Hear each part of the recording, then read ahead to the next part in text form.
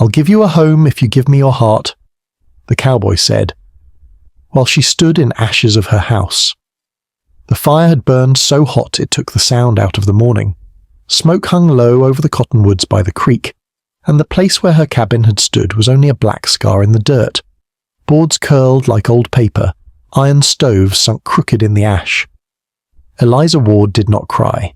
She stood with her hands empty, soot on her cheekbones like war paint, looking at the ribs of her life turned to charcoal.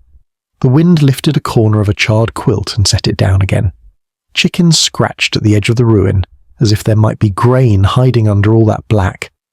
The sun climbed over the ridge slow and bright, laying gold over a life that had gone quiet. The nearest town, Gallows Ford, was 2 miles of dusty track and gossip away, the nearest neighbour farther still. She had learned to live far from help because help cost pride and coin, and she had little of either to spare. Widow at 26, nurse by need more than training, she had mended cows and children and her own spirits with equal stubbornness. Now the little place she'd kept clean as a prayer was gone, and the winter not far behind the heat. He came in from the north trail big as a barn door on a dun horse, hat shadowing his eyes.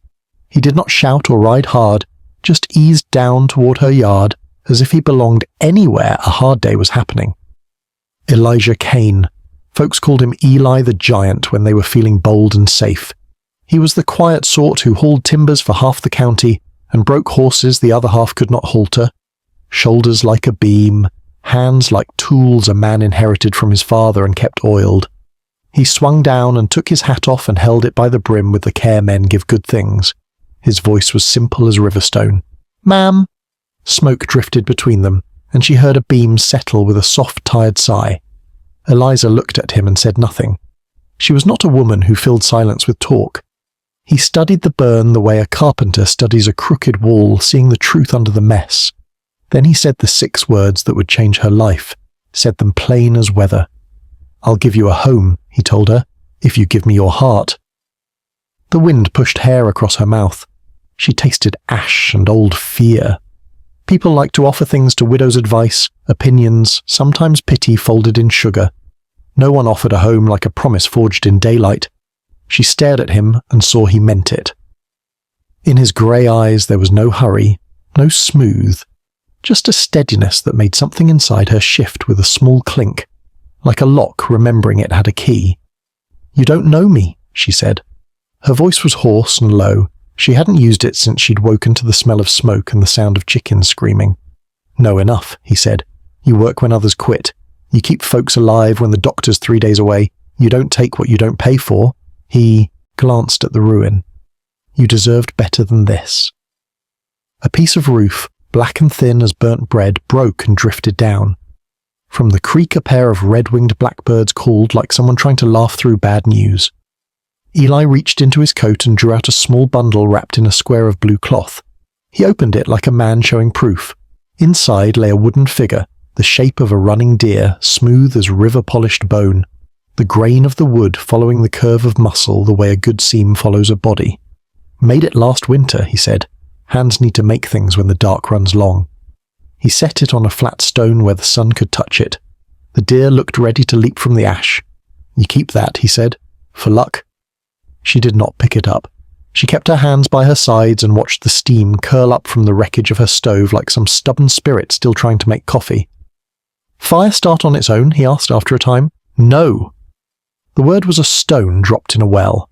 She didn't add that 2 nights ago she had told a man named Reeves, no, she would not sell a creek bend for half its worth, and he had smiled with all his teeth and said the drought would make honest folks reconsider. She didn't add that men like Reeves came wearing clean collars and rode with lean-eyed shadows who looked at a widow like they were measuring timber.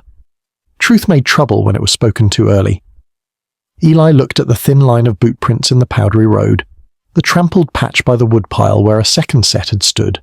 He did not push. "You got family to take you in?" "No." "A place in town?" "A cot behind the apothecary when he's feeling generous." She looked down at the ruin and spoke to it as much as to the man. "I can pitch a lean-to. I can sleep on the hard. I have done worse." He nodded, as if she had announced a fact he already knew. "There's a ridge north of the river," he said. "Wind breaks in winter, spring stays sweet. Soil holds water even when the rest cracks. I cut timber up there. I can raise you 4 walls and a roof before the first frost bites. A stove set true. A door that doesn't argue with the wind. You can bring your hens, such as they are. I'll run fence and dig a proper root cellar. I'll see to your safety." He let the air sit and then added almost shyly, "If you'll see to my loneliness." He didn't look at her when he said it. He looked at the horizon, where the land lay big and quiet, and asked nothing of anyone. Eliza felt the old ache in her chest where the future had gone quiet after her husband went under the fever.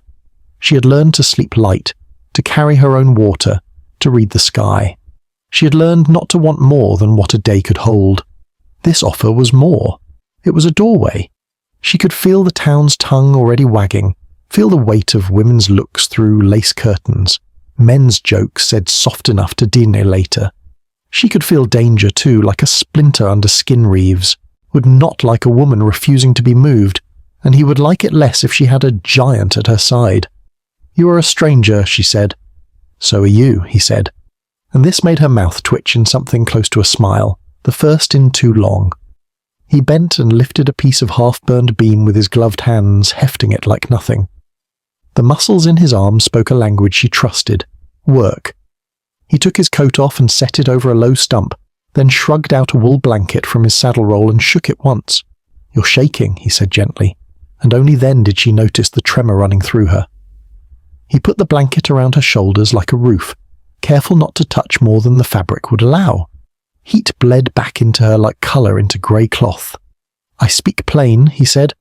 "I don't expect you to say yes today, but know this. I made the offer honest. It stands." He looked at the deer again, sunlight bright on the polished back. "I build things to last, houses, fences, promises." The wind shifted, carrying the clean bite of the creek.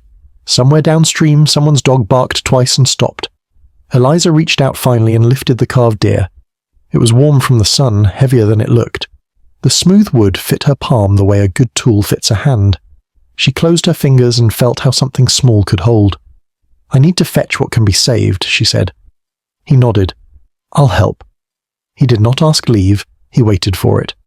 She tipped her chin, and together they stepped into the ruin and began to lift what was still itself her iron kettle, a tin of buttons, a cracked plate with blue flowers, a book with its edges singed but its words unburned.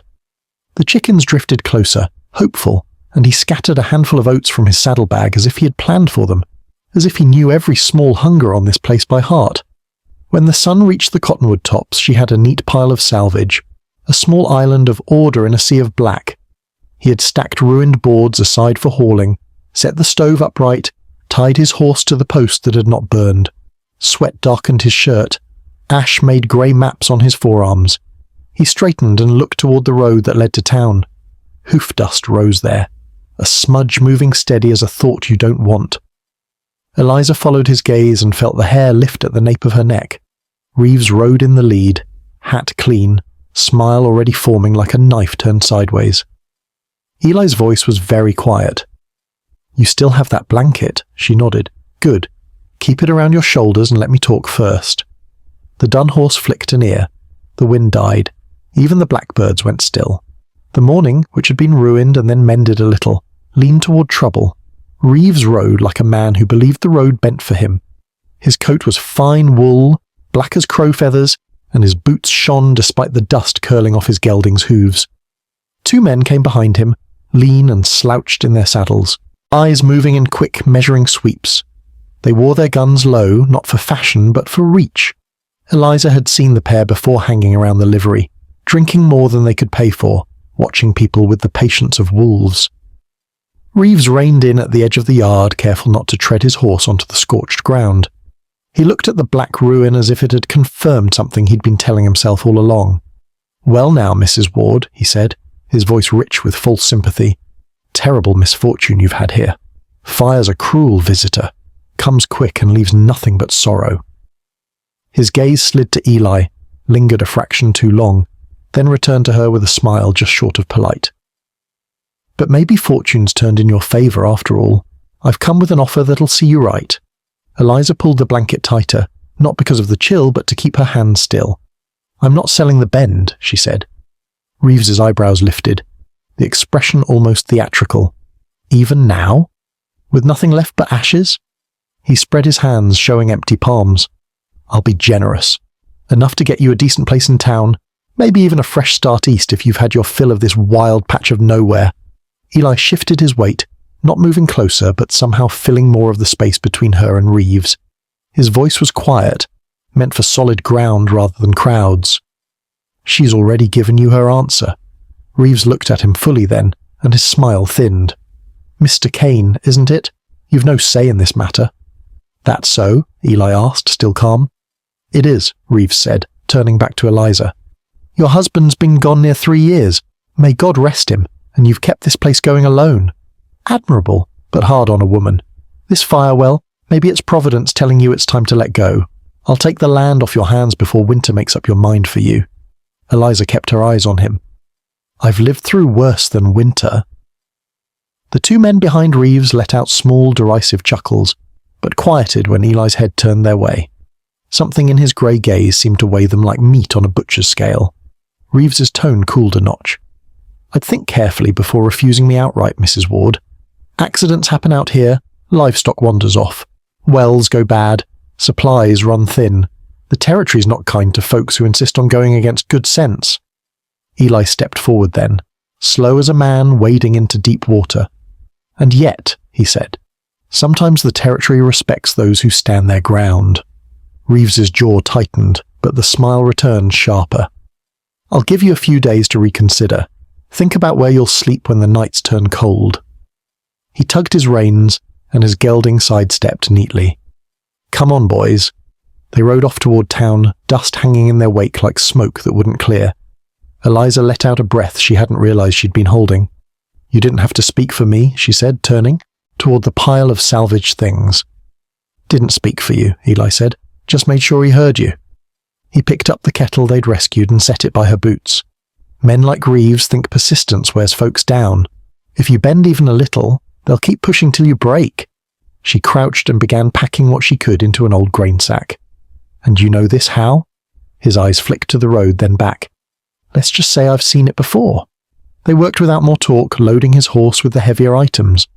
The silence wasn't awkward. It was the kind that settles between people who know the work matters more than filling the air.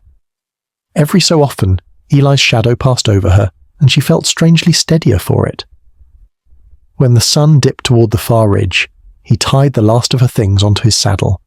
"You can sleep at my place tonight," he said. "It's just a cabin for now, but the roof holds." Her instinct was to refuse. She'd spent years avoiding dependence, and the thought of walking into a stranger's home felt like stepping into quicksand. But the ashes at her back and Reeves's words still lingering in the air made the choice for her. "One night," she said. "Tomorrow I'll find somewhere else." He gave a short nod, as if he'd expected no other answer. They set out along the north trail, the horses' hooves thudding softly in the dust. The land rolled out wide and quiet, the late light laying copper over the grass. Eli rode a little ahead, his shoulders easy but alert, as though he could feel trouble coming on the wind.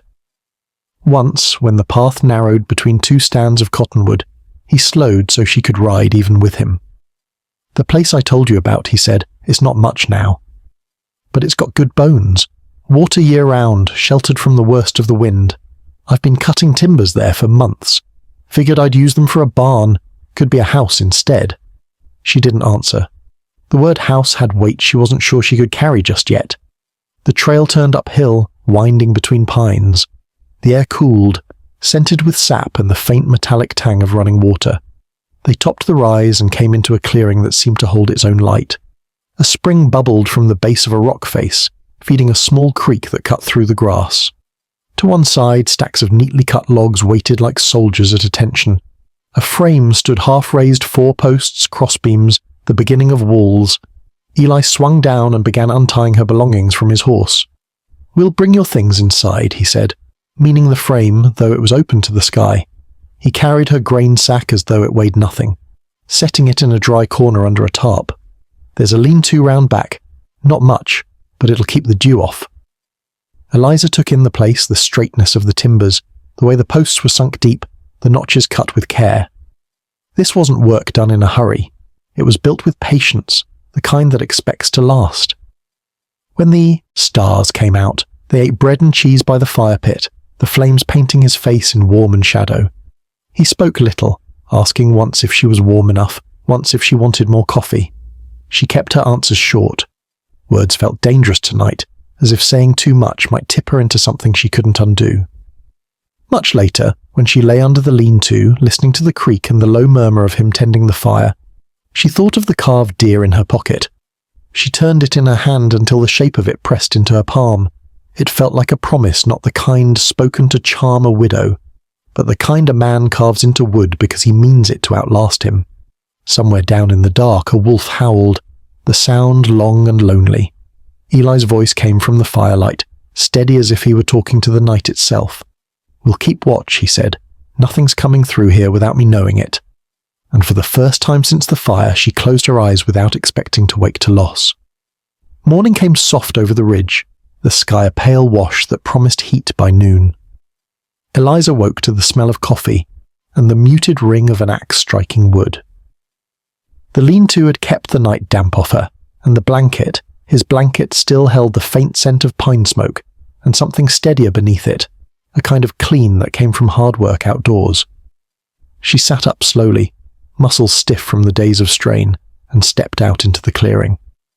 Eli was at the far side, splitting logs with a rhythm that belonged to men who'd been swinging an axe since boyhood.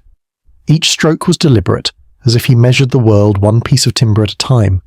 The woodpile behind him had grown overnight, squared ends stacked neat, no wobble in the rows. He glanced over when he heard her boots in the grass.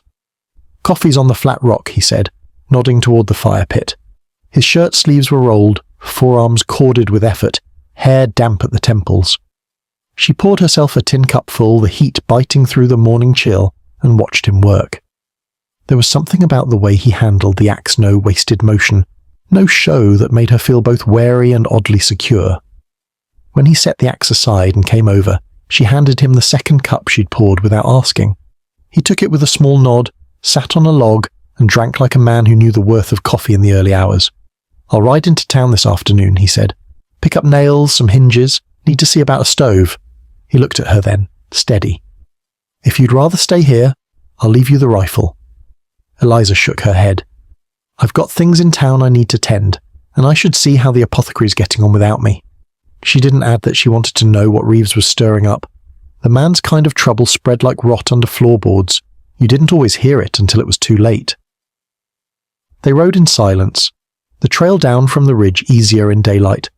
The hills opened into the wide, dry stretch that led to Gallows Ford. Even from a distance, the town looked tired. Buildings crouched under the sun, paint peeling, dust settled thick on the boardwalks. A couple of wagons stood outside the general store, and the clink of a blacksmith's hammer rang out steady from behind the livery. As they passed the saloon, eyes followed them from the shaded porch. Reeves wasn't in sight, but two of his men leaned against the post rail, faces slack with false ease. One spat into the dust, the other gave a slow grin that didn't touch his eyes. Eli didn't return it. He didn't even look their way, but his hand rested near his thigh, where the weight of his Colt hung. The apothecary's shop smelled of camphor and dried mint. Mr. Bishop, thin and precise as a yardstick, fussed over jars on the shelf. "Mrs. Ward," he said, surprised. "I heard about your loss. Terrible business."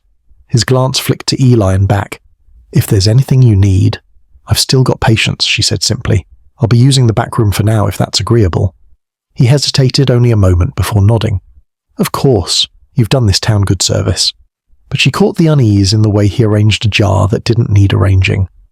Word about her riding in with Eli would spread faster than any medicine. Eli left her there, saying he had errands at the hardware store. Alone, she set about checking her supplies, measuring powders, restocking bandages, discarding herbs the fire's smoke had ruined. The rhythm of the work steadied her, the familiar scrape of pestle in mortar, the faint rustle of paper packets. Not long after, Sarah Hollis stepped through the door, the hem of her calico skirt dark with street dust.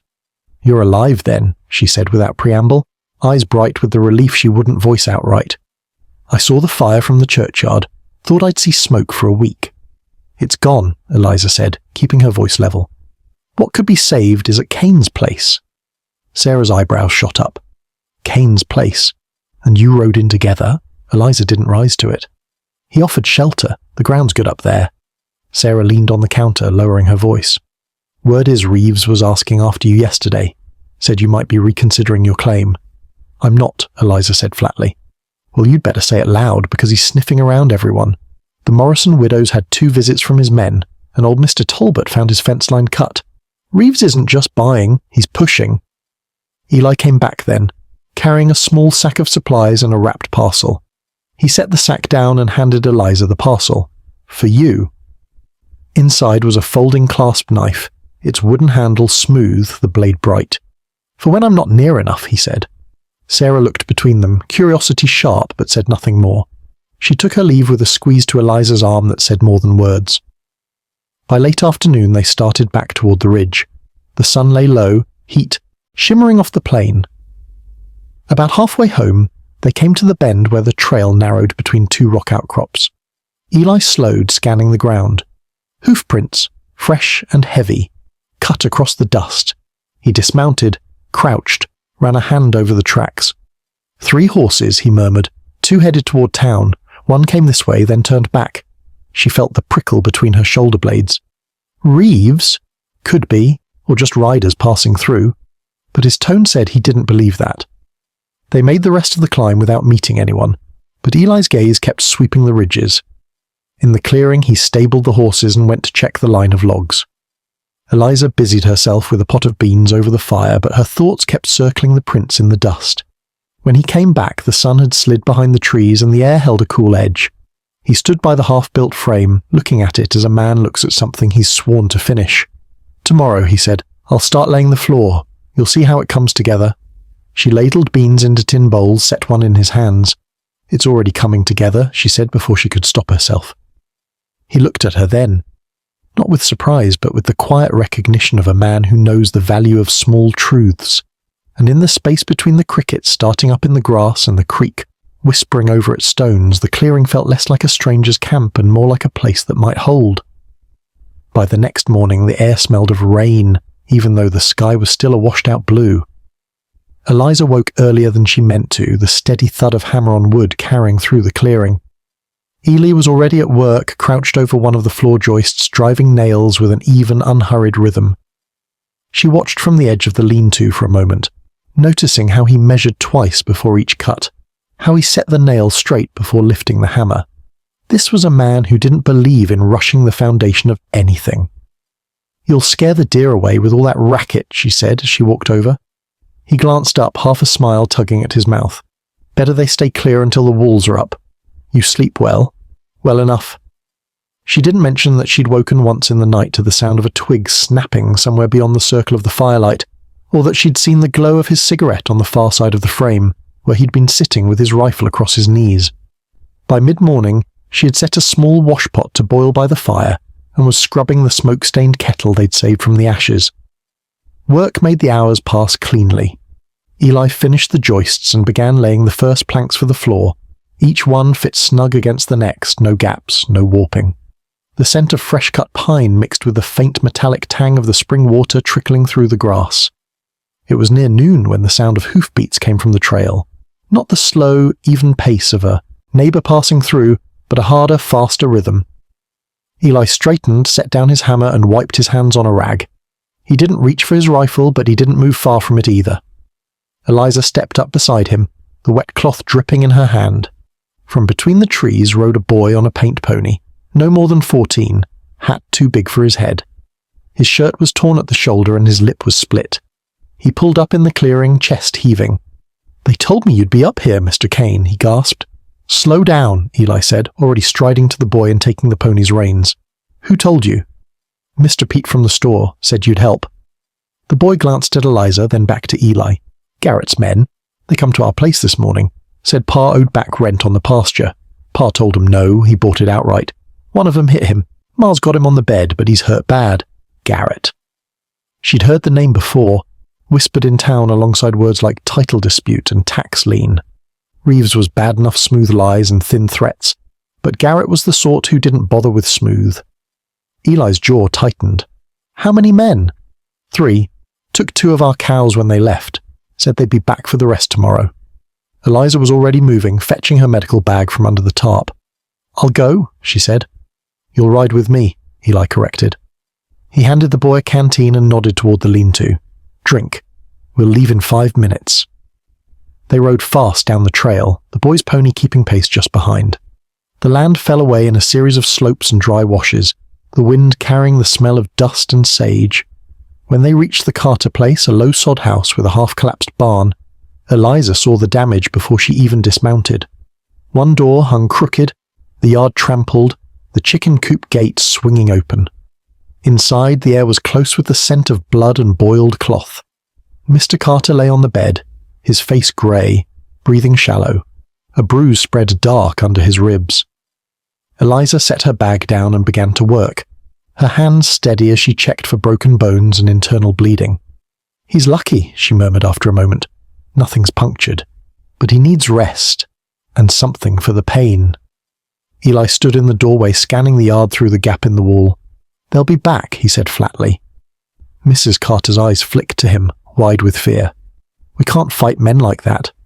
"You don't have to," Eli said. "Not alone." He didn't say more until they were riding back toward the ridge. The sun was dipping lower, throwing long shadows across the land. "Garrett's pushing harder," he said finally. "Not just buying breaking. He knows if he scares enough folks into selling, the rest will follow." Eliza glanced at him. "Why you? Why now?" "Because I'm not selling," he said, voice like a door closing. When they reached the clearing again, the light had turned gold. Eli went back to the frame, driving the last plank of the day into place with deliberate force. Eliza set her bag down and watched him. "You mean to take him on?" she said quietly. "I mean to keep what's mine," he replied, "and to make sure folks like the Carters keep what's theirs." She thought of the boy's torn shirt, the way his voice had shaken. She thought of Reeves's clean smile, of the tracks they'd seen on the trail. "You're going to need more than a hammer and a rifle," she said. Eli looked at her then, the last of the daylight catching in his grey eyes. "Then we'd better start gathering what we need." Night came with the smell of rain stronger in the air. The creek's voice was louder, as if it knew a change was coming. Eliza lay awake under the lean-to, listening to the first patter of drops on the tarp, wondering if she had just stepped into something bigger than either of them could hold. Somewhere in the dark, Eli's voice came low, almost to himself. "Some storms you don't run from. You build for 'em." The rain came in hard before dawn, drumming on the tarp and rattling through the pine branches like 1,000 whispered warnings. Eliza woke to the sound of Eli stoking the fire, coaxing flame from damp kindling with the patience of someone who'd done it 100 times before. Smoke curled low in the clearing, mixing with the wet earth smell that rose from the ground. The frame of the house stood dark and skeletal against the grey sky, the fresh-laid floor glistening with beads of water. "Coffee's hot," he said without looking up, his voice quiet against the hiss of rain. She took the tin cup from him and wrapped her hands around it, grateful for the heat. The air had that expectant stillness Storm sometimes left behind, like the world was holding its breath. They ate bread and dried meat for breakfast, the fire snapping between them. Eli didn't speak much, just watched the tree line as though it might change shape when he wasn't looking. When the rain eased, they set to work covering the floor with tarps and moving her salvage things into a dry corner. By mid-morning, the trail brought visitors, not neighbours in the friendly sensemen from town who'd been whispering among themselves for weeks. Pete from the general store came first, his shoulders hunched against the wet hat dripping. Behind him, 2 others Eliza knew only in passing, Amos Harper, who worked the livery, and Samuel Chen, who ran the laundry with his wife. They looked uneasy, like men who had walked into a meeting they weren't sure they should attend. Pete spoke first. "Garrett's been busy," he said, brushing rain from his coat. 2 more families got notices yesterday. Claims about land surveys being wrong, taxes overlooked for years. It's all nonsense, but folks are scared. Eli set aside the length of the rope he'd been coiling. He's not after their taxes, he's after the land, and he's not going to stop. Samuel Chen's voice was quiet but sharp. "And you're thinking to fight him? With what? You've got a hammer and a half-built house?" "With people," Eli said simply. "If we stand alone, we're done. But together, he can't pick us off one by one." Amos shifted, glancing toward the trees as though afraid Garrett's men might appear just for hearing the plan. "Together's a nice word, Kane. But you've seen what happens when folks stand in his way. He's got men who aren't afraid to spill blood, and the law won't touch him. Most people will sell just to keep their families safe. That's what he's counting on, Eli said, his voice calm but carrying weight. Fear. It's the only thing he's offering. We can offer each other more than that. Pete scratched his chin. What are you asking us to do? For now, talk to your neighbors. Let them know they're not alone, and when the time comes, we make a stand. The words hung in the damp air, big and dangerous. Samuel Chen shook his head, muttering something under his breath. Amos didn't answer, just tugged his hat lower. Pete gave a short nod, though his eyes said he knew how much trouble this would bring. When they left, Eliza stayed by the fire, watching Eli tie down one of the tarps against the wind. You think they'll do it? She asked. They will if they believe it matters enough, he said, but belief's hard to build. She thought of the Carters, of the boy riding hard through the rain to find help. Belief might be hard to build, but desperation was easy to come by. That afternoon, they worked in silence, Eli cutting more floor planks while she mended a tear in the blanket he'd lent her. The steady sound of the saw was almost comforting, until the rhythm broke cut short by the dull thud of the hooves on wet ground. This time it wasn't a boy with bad news, it was Reeves, alone.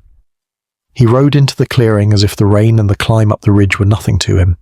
His coat was too dry for someone who'd just come through the storm, which meant he'd been close by, waiting. Mrs. Ward, he said, inclining his head as though greeting her in a parlour instead of a muddy yard. Kane. Eli didn't answer, just leaned the saw against the frame and stepped forward enough to stand between Reeves and Eliza. I hear you've taken up residence here, Reeves said, his smile quick and cold. Smart, higher ground, easier to defend, but not easy enough. Eli's voice was steady. Say what you came to say. Reeves's gaze drifted to the half-built house. I admire the effort. Shame to see it go to waste. Garrett's making his move soon, and when he does, this project will be nothing but splinters. Then he'll have to work for it, Eli said. Reeves's smile didn't change, but his eyes sharpened. You think you can stand against him? You don't know the half of what he's capable of. I know enough, Eli replied. For a moment, the only sound was the creak. Then Reeves tipped his hat to Eliza. You still have a chance to walk away. Take it. He turned his horse and rode off, mud spraying from the gelding's hooves. Eli watched until Reeves was gone from sight. He's testing the ground, he said, seeing if we'll flinch. And will we? Eliza asked. He met her gaze. Not if I can help it. That night the rain returned, heavier than before. The tarp rattled in the wind and the fire sputtered low. Eliza lay awake, listening to the storm and the faint sound of Eli moving outside, his boots squelching in the mud as he checked the perimeter. She reached into her coat pocket and felt the smooth curve of the carved deer, its shape warm from her hand. She wasn't sure if she was holding onto it for luck or because she was afraid to let go. Somewhere in the dark she understood, whether she'd meant to or not, she'd already started choosing her side. And storms, as Eli had said, were not something you ran from. You built for them. The storm broke sometime near dawn, leaving the air sharp and clean, the ground sodden beneath their boots. Mist rose off the creek in slow curls, clinging to the new timbers of the house like ghost breath. Eli was already outside when Eliza stepped from the lean-to, his coat slung over one shoulder, rifle in hand. He'd been making a slow circuit of the clearing, eyes scanning the tree line. Tracks, he said simply when she joined him. He crouched by a patch of softened earth near the woodpile and pointed. Hoof prints, the edges fresh and deep from the rain. 2 horses. Came in close enough to see the frame, then turned back toward the south trail. Reeves? Could be. Or Garrett's men. Either way, they wanted a look. He rose, brushing mud from his palm. They're probing. Won't be long before they push harder. The idea settled like cold iron in her chest. She had lived with hardship, but this was different. This was danger that breathed down your neck and smiled while it did. After breakfast, Eli set to work on the walls. The sound of his hammer filled the clearing, steady as a heartbeat. Eliza busied herself near the fire, cleaning salvaged jars and sorting what supplies she had left. The act of putting things in order, however small, made the world feel less like it was slipping through her fingers. By midday, the mist had burned off, and they heard riders again, this time from the north. Eliza's shoulders tensed until the figures came into view. It was Pete from the store, Samuel Chen, and Amos Harper again, but they weren't alone. 2 women rode with them, skirts bunched high over the saddles to keep from catching in the mud. One was Mrs. Carter, her jaw set tight. The other was Clara Johnson, whose husband had left for the rail camps months ago and hadn't been heard from since. They dismounted in silence, each looking at the rising frame of the house as though weighing it for strength. Pete was the first to speak. "Garrett's men hit Talbot's place last night, took 3 goats and his only mule. He's too old to ride after them." Mrs. Carter nodded grimly. "They're trying to break people one at a time. I'm not waiting for them to come back to my door." She looked at Eli. "You said stand. Together." "I'm here." Clara swallowed hard but stepped forward. "Me too. I've got nothing they want except the claim to my father's field. I'd rather fight for it than hand it over." Samuel Chen still looked uneasy, but he shifted his weight and said, "If there's to be a stand, my wife and I will help. I can't swing an axe like Cain, but I can see to supplies." Eli nodded, not smiling but with something like quiet approval in his eyes. "Then we start now. We get word to everyone still holding out. They need to know they're not alone." They spoke for an hour, drawing rough plans in the mud-watch rotations, signal fires, where to shelter livestock if trouble came. It felt strange to Eliza, this sudden forming of something like a defence in the shadow of half-built walls. The air between them carried both urgency and a sense of stepping over a line they couldn't step back from. When the group left, Ely went back to work without pause, driving nails with a sharper force than before. Eliza watched him, realizing that his offer to give her a home had never been about just her. This house was a line in the dirt, a thing built not only to hold out the wind, but the kind of men who thought they could take whatever they wanted. Late in the afternoon, as she was hauling a bucket from the spring, she caught movement through the trees, just a flicker of motion, gone as soon as she turned her head. She set the bucket down and scanned the shadows, but nothing stirred. Still, the hairs on her arms lifted. That night they kept the fire low. Eli sat outside the lean-to, rifle across his knees, eyes on the dark. She joined him, blanket wrapped tight, the carved deer in her pocket like a secret. "They'll come at night, won't they?" she asked. "Likely. Men like Garrett don't like daylight when they're doing their worst." She was silent a long moment, listening to the creak and the faint rustle of leaves. "And if they do?" Eli's voice was low but steady. "Then we hold. We make sure they remember this ridge isn't theirs." The wind shifted, carrying the smell of rain again, though the sky was clear and a coyote's howl rose from the far hills. It sounded almost like a question. Eliza didn't have an answer, but she stayed there beside him, watching the dark until the stars faded and the ridge began to pale with dawn. Somewhere deep down, she knew this wasn't just a fight over land anymore. It was the start of something larger, something that would test not just the walls they built, but the people inside them, and whether or not she'd meant to, she was already part of it. The next day came bright and clear, the air washed clean from the rain. The ridge smelled of pine and damp soil, and the creek moved quick over its stones, fat from the storm water. Eli was already at the frame before the sun cleared the treetops, the steady sound of his saw biting into planks echoing through the clearing. Eliza brought him coffee and bread, watching how the muscles in his arms bunched and shifted as he worked. There was a kind of certainty in the way he moved, every cut, every nail, as if the house already existed in his mind and he was simply freeing it from the timber. By mid-morning, the quiet broke. A single rifle shot cracked from somewhere down the south trail, sharp and close enough to send the birds from the pines in a flurry. Eli stopped mid-swing, head turning toward the sound. His eyes narrowed, listening for more. None came, but the echo seemed to hang in the air. "Stay here," he said. "Elijah Kane, if you think I'm sitting." He cut her off with a look, calm but firm. "If it's nothing, I'll be back before you miss me. If it's something, I need you here in case company comes this way." Reluctantly she nodded, though her hand slipped into her pocket, curling around the clasp knife he'd given her. Eli took his rifle and moved into the trees, his steps so quiet she could barely hear them after a dozen paces. The minutes stretched. She busied herself with hauling water from the spring, but her eyes kept flicking to the trail. The silence pressed close, the kind that felt like it was listening back. When he returned, his jaw was set tight. "Tracks again," he said. "Fresh. 2 riders. They fired into the air, likely a signal." Her stomach sank. "To who?" "That's the question." They doubled their work after that, Eli pushing to get the first wall braced before nightfall. Sweat darkened his shirt, and each hammer strike seemed to carry more force than needed. Eliza kept the fire going, cooking beans and cornbread, the smell drifting through the clearing. Every so often her gaze would stray to the tree line, half expecting a figure to step out. By evening the wall was up, a rough barrier, but it changed the shape of the clearing. Standing behind it, she felt different. Not safe, not yet, but less exposed. They ate by the fire as dusk deepened, the ridge glowing in the last light. Eli barely spoke, eyes still scanning the darkening trees. When she finally asked what he was thinking, his answer was short. That we've got less time than I'd hoped. Later, as she rinsed the dishes in the creek, a shadow passed between the trees. She froze, hands in the cold water, and turned her head slowly. There, a flicker of movement, a glint of something metallic before it vanished.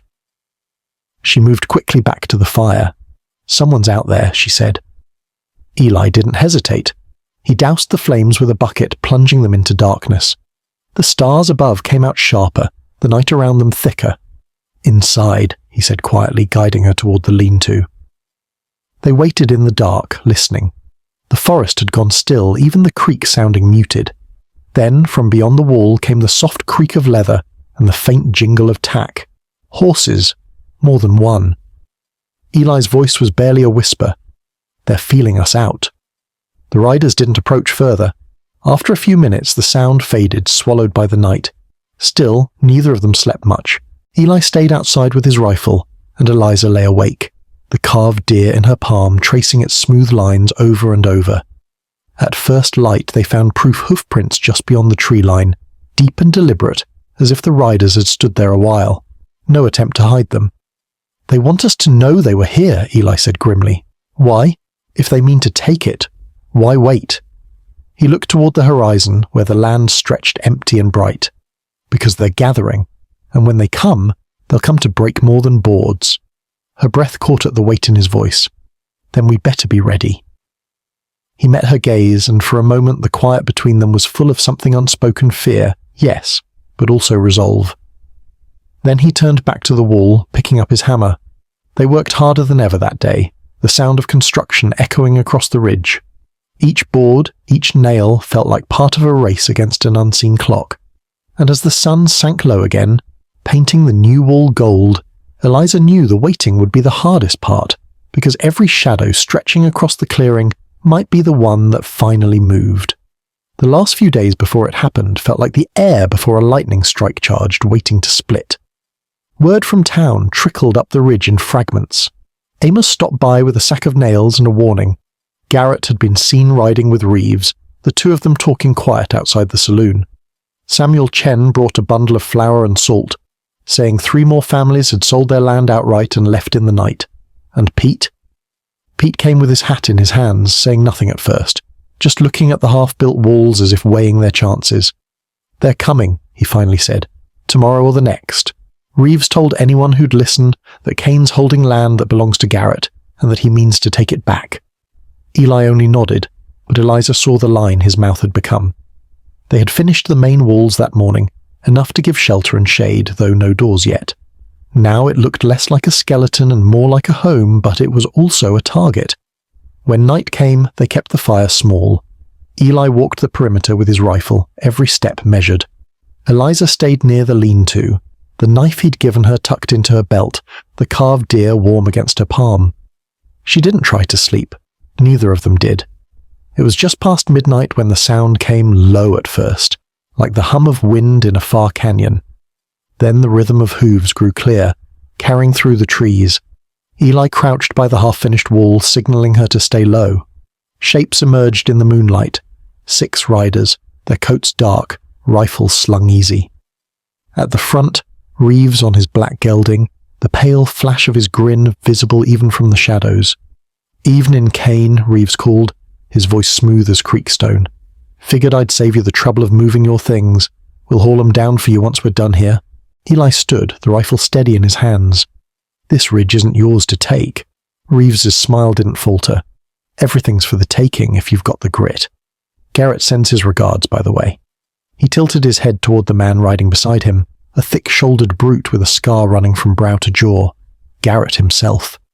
You've got till I count to 3 to clear out, Garrett said, his voice a gravel growl. After that, we start clearing for you.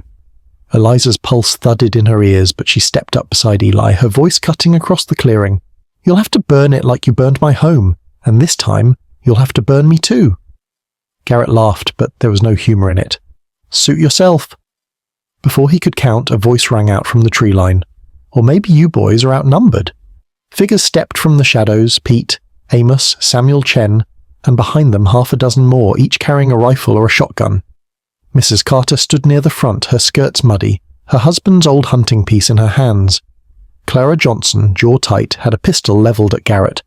You think you can take the ridge? Pete called. You'll have to take all of us. The moment hung, the air sharp and still. Garrett's gaze flicked over the line of defenders, then back to Eli. Something shifted in his expression. Not fear exactly, but calculation. Reeves leaned in to mutter something to him, but Garrett's jaw clenched. This ain't finished, Garrett said finally, turning his horse. Not by a damn sight. With a sharp whistle, he wheeled away, his men following. The sound of their retreat faded down the trail, swallowed by the night. The clearing stayed quiet a long time after they'd gone. Then Mrs. Carter lowered her gun, letting out a shaky breath.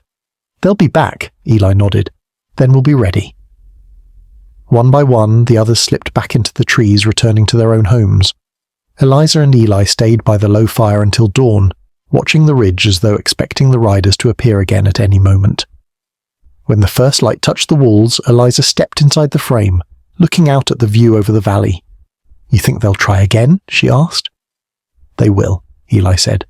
But next time, the walls will be higher, and next time, they'll know this isn't just my fight or yours, it's everyone's. She reached into her pocket, running her thumb over the carved deer. Then we build. He gave a small nod, the corners of his mouth softening. We build. And they did, nailing each plank with the knowledge that the home rising on that ridge was more than shelter. It was a warning, a promise, a stake in the ground that said we belong here. If you want to know what happened when Garrett and Reeves finally made their move, when the ridge held or fell, you'll have to follow the rest of the story. Some storms you don't run from, some storms you meet head on, and this one's still coming.